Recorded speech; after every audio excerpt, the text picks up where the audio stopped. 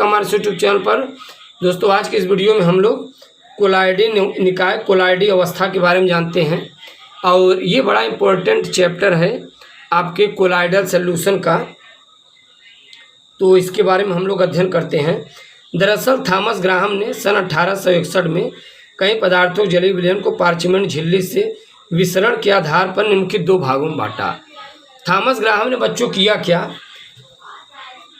कई पदार्थ लिया और कई पदार्थों का जलीय विलयन बनाया और उन जलीय विलयनों को पार्चमेंट झिल्ली पर डाला जाता है। देखा जाता है बच्चों कुछ पदार्थ ऐसे होते हैं जिनके जलीय विलयन पार्चमेंट झिल्ली से आसानी से छन जाते हैं, बट कुछ पदार्थ ऐसे होते हैं जिसका जलीय विलयन पार्चमेंट झिल्ली से आसानी से नहीं छनता और जिसका छन जाए उसे क्रिस्टलाब कहेंगे और जिसका नहीं छनेगा उसे कोलाइड कहेंगे। राइट, चलिए यहाँ पर ध्यान दीजिए। क्रिस्टलाब क्या है, जिस पदार्थ के जलीय विलयन पार्चमेंट झिल्ली से छन जाते हैं उसे क्रिस्टलाब कहते हैं। जिस पदार्थ के जलीय विलयन पार्चमेंट झिल्ली से छन जाते हैं उसे क्या कहते हैं, क्रिस्टलाब कहते हैं। बात समझ में आ रही है। जैसे यहाँ पर देखिए एग्जाम्पल भी हमने लिखा है, NaCl नमक, यूरिया है, सुक्रोस है, ऐसे बहुत से पदार्थ हैं। इन्हें जब आप बच्चों जल में डालेंगे ना कि विलीन हो जाएंगे, घुल जाएंगे, और अब आप इन्हें पार्चमेंट झिल्ली पर डालिए तो ये आसानी से बच्चों छन भी जाएंगे। ऐसे पदार्थ को आप क्या कहेंगे, क्रिस्टलाब कहेंगे, क्योंकि ये क्रिस्टल जैसे होते हैं। अपवाद ध्यान में रखना है, सोना चांदी हीरा जवाहरात ये सब क्रिस्टल भी होते हैं, लेकिन ये घुलेंगे नहीं, ये छनेंगे नहीं, क्योंकि जब घुलेंगे नहीं छने कहाँ से। जो चीज़ बच्चों जल में घुल जाए अब वो क्रिस्टल के जैसा हो तो उसी को हम लोग क्या कहेंगे, क्रिस्टलाब कहेंगे। जैसे साधारण नमक हुआ, यूरिया हुआ, चीनी हुआ, तो आप यहाँ पर देख पा रहे हैं जिस पदार्थ के जलीय विलयन पार्चमेंट झिल्ली से विसरित हो जाते हैं उन्हें थॉमस ग्राहम ने क्या बताया, क्रिस्टलाब बताया। और इसके बाद हम लोग कोलाइड के बारे में जानेंगे।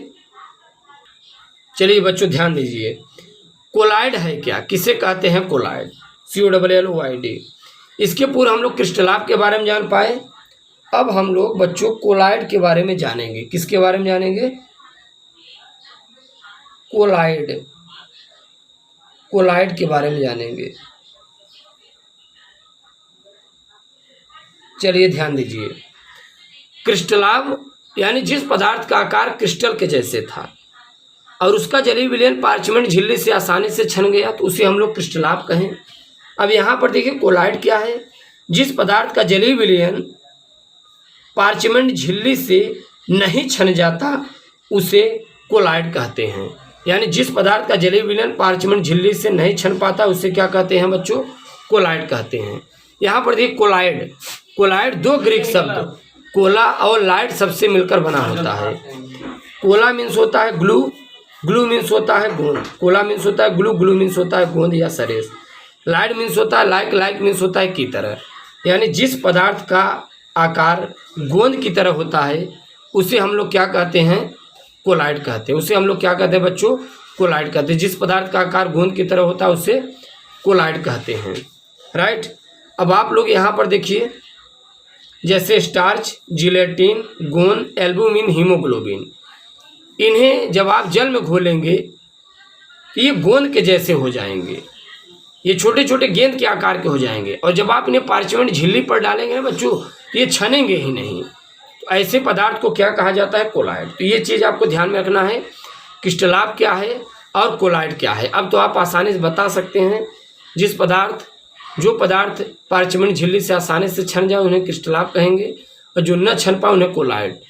क्रिस्टलाब जो क्रिस्टल के जैसे होते हैं जो जल में घुल जाते हैं जैसे नमक, कोलाइड जो गोंद जैसे होते हैं जैसे गोंद है, सरेस है, एल्बुमिन है, हीमोग्लोबिन है।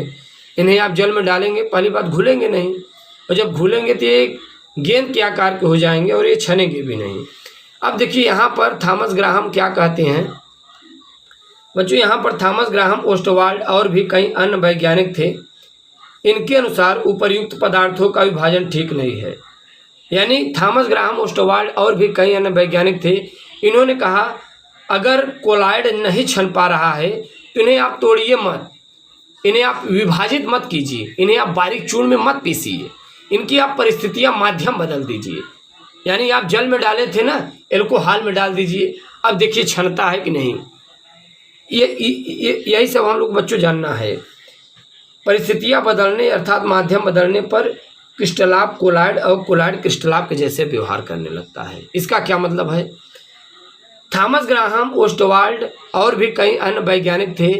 इनका कहना था कि आप यदि ये नहीं छन पा रहे तो इन्हें आप विभाजित मत कीजिए, तोड़िए मत, इनकी परिस्थितियां बदल दीजिए, माध्यम बदल दीजिए, तो जो क्रिस्टलाप है वो कोलाइड और कोलाइड क्रिस्टलाप के जैसे बन जाएगा।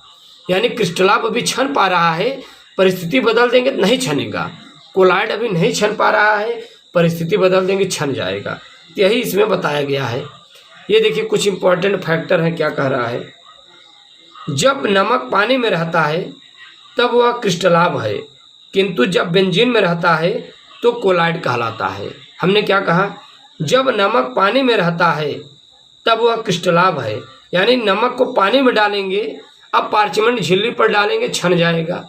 लेकिन जब इसी नमक को बेंजीन में डालेंगे, अब आप पार्चमेंट झिल्ली पर डालेंगे, नहीं छनेगा, तो ये क्या हो गया? कोलाइड। तो यहाँ पर आप देख पा रहे हैं बच्चों, हमने क्या किया, नमक क्रिस्टलाप था, इसकी परिस्थितियाँ बदल दिया, तो कभी ये क्रिस्टलाप था तो कोलाइड जैसा व्यवहार करने लगा, राइट। तो आपको परिस्थितियाँ बदलना है बस।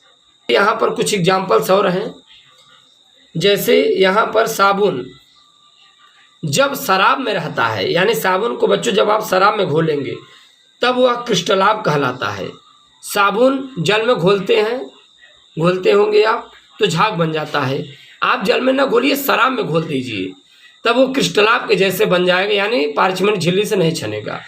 किंतु साबुन को जब आप पानी में रहने देंगे तब वो कोलाइड के जैसा तो होगा ही, क्योंकि आप जानते हैं हमेशा साबुन पानी में कोलाइड जैसा होता है।